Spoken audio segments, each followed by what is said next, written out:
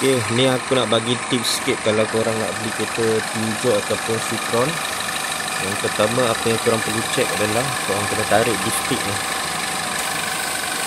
Tengok, ada kuah asap tak?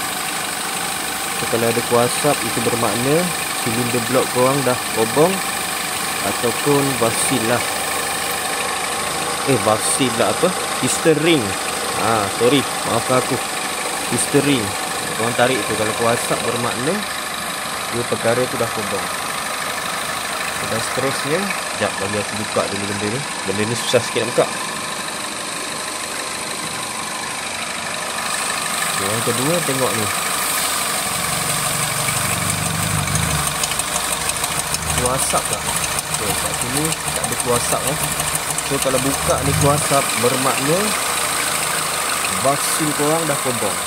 Okay, basil kereta tu dah kobong lah, bermakna kereta tu akan ada masalah makan minyak hitam. Okay, yang pertama korang tarik di stick ni untuk memastikan korang punya silinder block masih lagi cun, piston ring masih lagi cun. Kalau kuah asap maknanya silinder block dengan piston ring korang dah out lah. Dan yang kedua, korang buka ni untuk memastikan basil korang masih lagi cantik. So kalau dua masalah ni cun, bermakna enjin tu berada dalam keadaan tip top lah. Tapi kalau sebaliknya,